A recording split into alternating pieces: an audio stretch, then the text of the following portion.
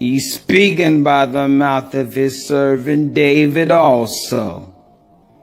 No marvel.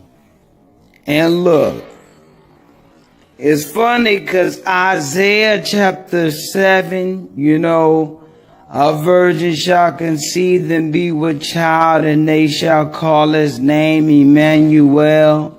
Hey, Isaiah is way after this.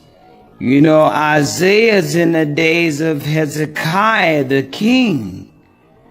And that was when Isaiah the